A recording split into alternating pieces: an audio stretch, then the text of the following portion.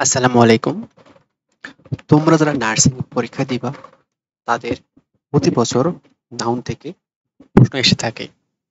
তো আজকে আমি আলোচনা করব নাউন নিয়ে, এবং আমি নাউনের মূলত ৬টি প্লেলিস্ট তৈরি করব, যেখানে তোমাদের নাউনের প্রতিটি পয়েন্ট আমি আলাদা আলাদাভাবে তুলে ধরব। তো আজকে মূলত নাউনের বেসিক আলোচনা প্লাস প্রপার নাউন। তো বাকি ক্লাসগুলো আমরা পরবর্তী ভিডিওতে দেখব। এখানে বলা হয়েছে নাউন। নাউন মানে কোনো কিছুর নাম, অর্থাৎ noun means the name of something, অর্থাৎ কোনো কিছুর নামকে নাউন বলে। যেমন হতে পারে কোনো মানুষের নাম, যেমন ফাহাদ, সাকিব, নিলয়।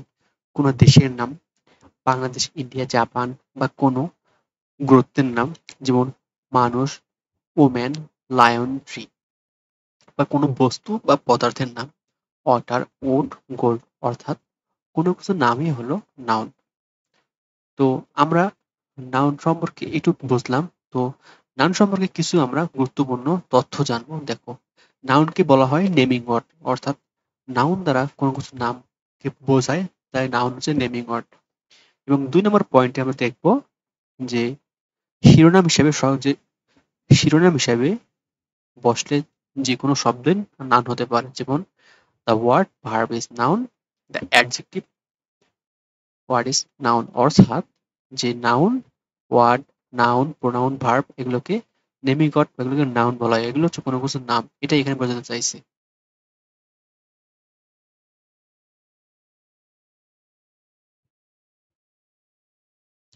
তো এখন আমরা দেখব প্রপার নাউন। প্রপার নাউন বলতে কি বোঝায়? দেখো, প্রপার নাউন হলো কোনো ব্যক্তি, কোনো দেশ, কোনো স্থান বা কোনো কিছুর নির্দিষ্ট বা নিজস্ব নাম, অর্থাৎ প্রপার নাউন দ্বারা স্পেসিফিক নাম বোঝায়। যেমন ধরো, কোনো ব্যক্তির নাম, যেমন রানা, রাফি, জেসিকা। বা কোনো দেশের নাম, বাংলাদেশ, ইন্ডিয়া, জাপান। বা কোনো স্থানের নাম, যেমন পানিপথ, রাজশাহী, ঢাকা। বা কোনো কিছুর নিজস্ব নাম, যেমন গীতাঞ্জলি, কবর, দেবদাস। অর্থাৎ প্রপার নাউন দ্বারা কোনো কিছুর নির্দিষ্ট নামকেই বোঝাবে। এটি হচ্ছে প্রপার নাউন। আমরা প্রপার নাউন সম্পর্কে কিছু স্পেসিফিক গুরুত্বপূর্ণ তথ্য জানবো। সেগুলো হচ্ছে, দেখো, প্রপার নাউনের শুরুতে সর্বদা ক্যাপিটাল লেটার হয়, অর্থাৎ যেখানেই প্রপার নাউন বসবে তার প্রথম অক্ষরটি হবে অবশ্যই ক্যাপিটাল লেটার। এবং ২ নম্বর পয়েন্টে হচ্ছে, আধুনিক এই সময়ে ইমেল অ্যাড্রেসের নিজস্ব নামটি স্মল লেটারে হয়। অর্থাৎ দেখো, এই পয়েন্ট আমি তোমাদের সহজ করে বলতেছি, যে এখানে বলা হয়েছে আমাদের যে ইমেল অ্যাড্রেস সেটি হচ্ছে স্মল লেটারে। কিন্তু আমরা তো প্রথমে পড়ে আসছে যে প্রপার নাউন হওয়ার প্রধান শর্ত হচ্ছে তাকে সর্বদা ক্যাপিটাল লেটার হতে হবে। কিন্তু এখানে তো ইমেল অ্যাড্রেস স্মল লেটার। দেখো, ইমেল অ্যাড্রেস স্মল লেটার হওয়া সত্ত্বেও এটি হচ্ছে প্রপার নাউন, কারণ ইমেল অ্যাড্রেস দ্বারা কোনো কিছুর নামকে বোঝানো হয়েছে। ৩ নম্বরে দেখব, article plus proper noun equal common noun. যদি কোথাও আর্টিকেল প্লাস প্রপার নাউন থাকে তাহলে কমন নাউন হয়ে যাবে। আমরা একটা উদাহরণ দেখব, যে Nazrul is the Byron of Bangladesh. দেখো, যখন আর্টিকেল প্লাস প্রপার নাউন দ্বারা কারোর সাথে তুলনা করা বোঝাবে তখন সেটি কমন নাউন হয়ে যাবে। আমরা এক্সাম্পলটা লক্ষ্য রাখি, যে Nazrul is the Byron of Bangladesh. এখানে নজরুলকে দ্য বায়রনের সাথে তুলনা করা হয়েছে, তাহলে তুলনা করা বোঝালে তখন the plus proper noun common noun হয়ে যায়। এখন আমরা জানবো নাউনের প্রকারভেদ। দেখো, নাউন প্রধানত ২ প্রকার। এক হচ্ছে কনক্রিট নাউন, আর ২ হচ্ছে অ্যাবস্ট্রাক্ট নাউন। এখন কনক্রিট নাউন কি আর অ্যাবস্ট্রাক্ট নাউন কি? দেখো, কনক্রিট নাউন হচ্ছে সেই সকল নাউন যা যার কোনো অস্তিত্ব পৃথিবীতে আছে, যা আমরা চোখে দেখতে পাই, কানে শুনতে পাই। অর্থাৎ আমাদের যে পঞ্চ ইন্দ্রিয় আছে, অর্থাৎ চোখ, কান, নাক, জিহ্বা, স্কিন, এই পঞ্চ ইন্দ্রিয় দ্বারা অনুভব করতে পারে, সেটি হচ্ছে কনক্রিট নাউন। আর নাম্বার ২ হচ্ছে অ্যাবস্ট্রাক্ট নাউন, অর্থাৎ যে নাউন দ্বারা কোনো গুণ, দোষ, অবস্থা বোঝাবে সেটি হচ্ছে অ্যাবস্ট্রাক্ট নাউন। এখন দেখো, কনক্রিট নাউনকে আবার ৪ ভাগে ভাগ করা হয়েছে। প্রপার নাউন, যা বিশেষ বা নির্দিষ্ট নাম বোঝায়। কমন নাউন জাতিবাচক নামকে বোঝায়, কালেকটিভ নাউন সমষ্টিবাচক নাউনকে বোঝায় এবং ম্যাটেরিয়াল নাউন অর্থাৎ বস্তুবাচক নামকে বোঝায়। তাহলে আমরা জানবো যে নাউন মোট কত প্রকার। তাহলে নাউন মোট 5 প্রকার। সে হচ্ছে উত্তর কার্ড হবে 5 প্রকার। তোমরা অনেকেই দেখাইতে পারো 2 প্রকার, কিন্তু এটি হচ্ছে ভুল উত্তর। নাউন হচ্ছে মোট 5 প্রকার। তো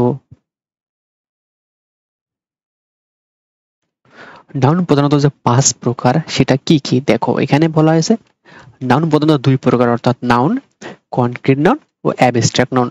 আবার কনক্রিট নাউন ভেঙে 4 প্রকার হয়েছে, প্রপাউন্ড noun, common noun, collective noun, material noun. তাহলে আমরা বলতেই পারি কনক্রিট নাউন ভেঙে 4 প্রকার, অন্যদিকে অ্যাবস্ট্রাক্ট আরো একটি প্রকার, তাই নাউন সর্বমোট 5 প্রকার। তো এখন আমরা প্রপার নাউন সম্পর্কে বিগত বছরে চাকরি, ইউনিভার্সিটি ও জব সেক্টরে যেসব প্রশ্ন এসেছিল সেই সব প্রশ্ন নিয়ে আলোচনা করব। সবার আগে এখানে আমরা প্রপার নাউনের আরেকটি নিয়ম দেখে নেব। সেটা হচ্ছে দেখো, ক্যাপিটাল লেটার সূচিত অর্থাৎ আমি আগে বলেছিলাম যে প্রপার নাউন হওয়ার পূর্ব শর্ত হচ্ছে সেটি প্রথমে ক্যাপিটাল লেটার থাকবে। তো এখানে বলা হয়েছে ক্যাপিটাল লেটার সূচিত একটি নির্দিষ্ট ব্যক্তি, বস্তু, স্থান ইত্যাদির নামকে প্রপার নাউন বলে। যেমন Bangladesh, Karim, Rabindranath, Dhaka, the Padma, Rome, Africa, New York হচ্ছে প্রপার নাউন এবং এগুলোর প্রথম অক্ষরটি হচ্ছে অবশ্যই ক্যাপিটাল লেটার।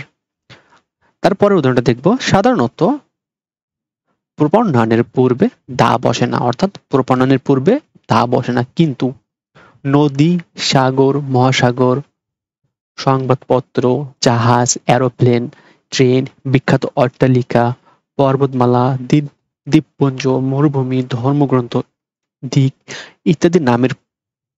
ইত্যাদির নাম প্রপার নাউন হলেও এর পূর্বে দা বসে। আমরা এখন বিগত বছরের কিছু এক্সাম্পল দেখো। এখানে বলা হয়েছে the name of the particular person, thing or place, অর্থাৎ কোন নির্দিষ্ট ব্যক্তি, বস্তু ও স্থানের নামকে কি বলা হয় সেটা হবে প্রপার নাউন, আমরা এখানে পড়েছি। এবং তারপরে এমসিকিউটা হচ্ছে যে which is of the following noun is not a proper noun, অর্থাৎ নিচের কোন নাউনটি প্রপার নাউন নয়। এখানে দেখো, ঢাকা কোন নির্দিষ্ট একটি জায়গার নাম বোঝাইছে, সানডে কোন নির্দিষ্ট একটি দিনের নাম বোঝাইছে, কবির কোন নির্দিষ্ট একটি ব্যক্তির নাম বোঝাইছে। কিন্তু অপশন এ এখানে টিম, এখানে কি কোনো নির্দিষ্ট ব্যক্তির নাম বোঝাইছে বা কোনো জায়গার নাম বোঝাইছে, অর্থাৎ এই টিম দ্বারা কোনো নির্দিষ্ট কোনো কিছুকে বোঝায় নেই, যার কারণে এটি প্রপার নাউন নয়। তাহলে এখানে বলা হয়েছে which is not a proper noun, তাহলে কারেক্ট অ্যান্সার হবে অপশন এ। তারপর 7 নম্বর এমসিকিউ আমরা লক্ষ্য রাখি। এখানে বলা হয়েছে which is the following is proper noun, অর্থাৎ নিচের কোনটি প্রপার নাউন। এখানে দেখো, এখানে অপশনে রবীন্দ্রনাথ এটি প্রপার নাউন, কারেক্ট অ্যান্সার ঠিক আছে, কিন্তু বাকি তিনটা কেন হইল না সেটা আমরা জানবো। অপশন বি তে বলা হচ্ছে কার দ্বারা কি কোনো নির্দিষ্ট ব্যক্তি, বস্তু, স্থানের নাম বোঝাইছে না। আবার রেইন দ্বারা কি কোনো ব্যক্তি, বস্তু, স্থানের নাম বোঝাইছে নির্দিষ্টভাবে, বোঝায় নেই, যার কারণে রেইন হচ্ছে প্রপার নাউন না। আবার ফাস্ট মানে রোজা রাখা, এটি একটি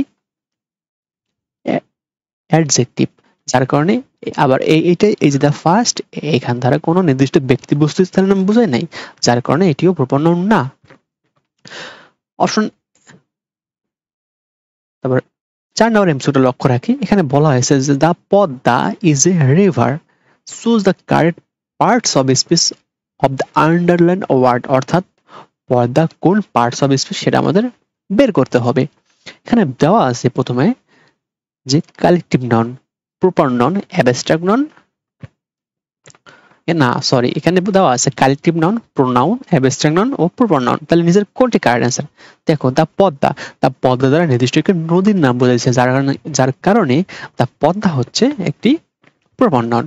কিন্তু এটা কালেকটিভ নাউন হবে না, কারণ এটা কোনো সমষ্টি বোঝায়নি। প্রোনাউন তো কখনোই হবে না।